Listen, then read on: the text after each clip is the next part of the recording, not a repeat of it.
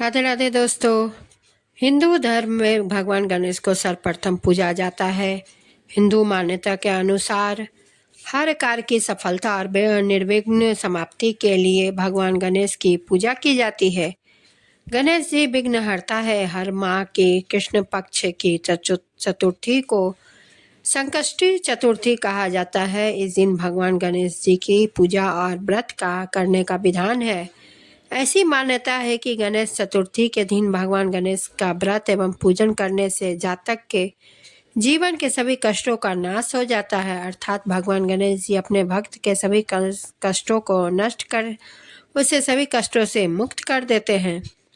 धार्मिक ग्रंथों के अनुसार जब संकष्टी चतुर्थी मंगलवार के दिन होती है तो उसे अंगारकी चतुर्थी या अंगारकी संकष्टी चतुर्थी कहा जाता है। अंगारकी चतुर्थी का व्रत करने से जातक को वर्ष की सभी संकष्टी चतुर्थी व्रत का पुण्य मिलता है। अंगारकी चतुर्थी 6 माह में एक बार आती है।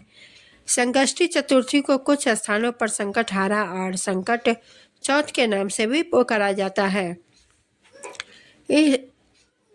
हिंदू धर्म में संकष्टी चतुर्थी विशेष स्थान है। हिंदू धर्म शास्त्रों के अनुसार संकष्टी चतुर्थी के दिन गौरी पुत्र गणेश की पूजा और व्रत करने से साधक के घर परिवार से सभी नकारात्मक प्रभाव दूर हो जाते हैं।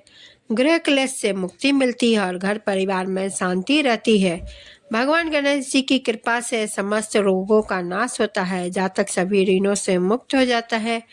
गणेश जी की कृपा से साधक की सभी मनोकामनाएं पूर्ण होती है। जातक को सभी कार्यों में सफलता प्राप्त होती है और सभी कार्य निर्विघ्नता पूर्वक पूर्ण होते हैं। सभी समस्याओं विपत्तियों का नाश होता है। धन संपत्ति में वृद्धि होती है। साधक के सभी दुख दूर हो जाते हैं। और इनकी पूजा विधि क्या है आइए जानते हैं।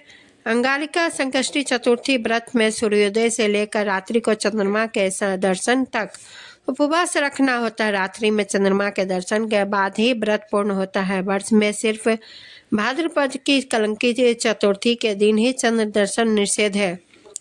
अंगारिकी संकष्टी चतुर्थी का व्रत करने वालों को प्रातःकाल सूर्योदय से पूर्व उठकर स्नान आदि नित्य से क्रिया निवृत्त होकर स्वच्छ वस्त्र धारण करना चाहिए। यदि संभव हो तो लाल रंग के वस्त्र धारण करें। ऐसा करना शुभ माना जाता है। फिर गणेश जी की पूजा करने के लिए पूजा स्थान पर पूर्व दिशा की ओर मुख करके बैठ जाओ। पूजा में गणेश जी का साथ माँ दुर्गा की प्रतिमा या तस्वीर अवश्य रखें और गणेश जी के साथ उनकी भी पूजा करनी चाहिए।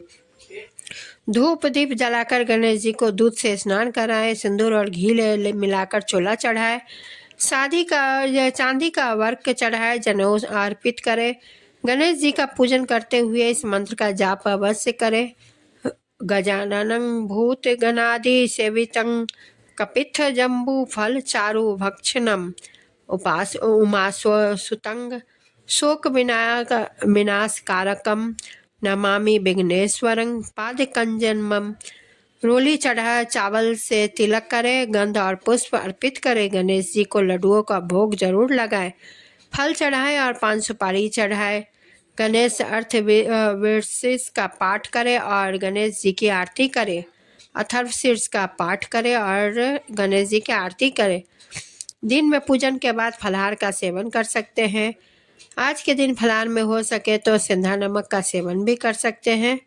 संध्या के समय धूप दीप जलाकर गणेश जी की पूजन करें और अंगारिका संकष्टी चतुर्थी की कहानी या कथा सुने।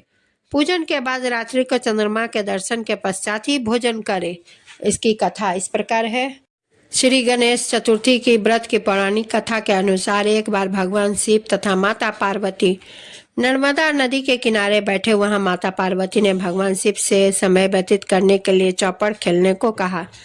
शिव चौपड़ खेलने के लिए तैयार हो गए, परंतु इस खेल में हार जीत का फैसला कौन करेगा, यह प्रश्न उनके समक्ष उठा तो भगवान शिव ने कुछ तिनके एकत्रित करके उसका एक पुतला बनाकर उसकी प्राण प्रतिष्ठा कर दी और पुतले से कहा, बेटा हम चौपड़ खेलना चाहते हैं, हम परंतु हमारी हार जीत का फैसला करने वाला कोई नहीं है, इसलिए तुम बताना कि हम दोनों में से कौन हारा और कौन जीता। इसके बाद भगवान शिव और माता पार्वती का चौपड़ खेल शुरू हो गया और यह खेल 3 बार खेला गया और संयोग से तीनों बार माता पार्वती की जीत हो गई। खेल समाप्त होने के बाद बालक से हार जीत का फैसला करने के लिए कहा तो उस बालक ने महादेव को विजय बताया। यह सुनकर माता पार्वती क्रोधित हो गया। क्रोध में उन्होंने बालक को लंगड़ा होने का, कीचड़ में पड़े रहने का श्राप दे दिया। बालक ने माता पार्वती से माफी मांगी और कहा कि यह मुझसे अज्ञानतावश ऐसा हुआ है, मैंने किसी द्वेष भाव में ऐसा नहीं किया है। बालक द्वारा क्षमा मांगने पर माता ने कहा, यहाँ गणेश पूजन के लिए नाग कन्याएं आएंगी, उनके कहे अनुसार तुम गणेश व्रत करो, ऐसा करने से तुम मुझे प्राप्त हो करोगे। यह कहकर माता पार्वती शिव के साथ कैलाश पर्वत चली गई। 1 वर्ष बाद उस स्थान पर नाग कन्याएं आई। तब नाग कन्याओं से भी श्री गणेश व्रत की विधि मालूम करने पर उस बालक ने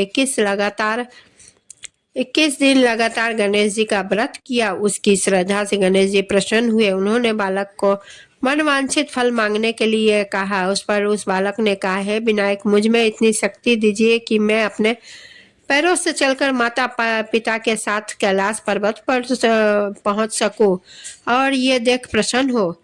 तब बालक को वरदान देकर श्री गणेश अंतर्ध्यान हो गए। उसके बाद वह बालक कैलाश पर्वत पर पहुंच गया और कैलाश पर्वत पर पहुंचने की अपनी कथा उसे भगवान शिव को सुनाई। चौपड़ वाले दिन से माता पार्वती शिव जी से विमुख हो गई थी। अतः देवी के रुष्ट होने पर भगवान शिव ने भी बालक के बताए अनुसार 21 दिनों तक श्री गणेश जी का व्रत किया। इस व्रत के प्रभाव से माता पार्वती के मन से भगवान शिव के लिए जो नाराजगी थी वह समाप्त हो गई। तब यह व्रत विधि भगवान शंकर ने माता पार्वती को बताई। यह सुनकर माता पार्वती के मन में भी अपने पुत्र कार्तिकेय से मिलने की इच्छा जागृत हुई। तब माता पार्वती जी ने भी 21 दिन के गणेश का व्रत किया तथा दुर्वा फूल और लड्डुओं से गणेश जी के पूजा अर्चन किया। व्रत के 21वें दिन कार्तिकेय स्वयं माता पार्वती से मिलने आए। व्रत के 21वें दिन कार्तिकेय स्वयं माता पार्वती से मिलने आ गए।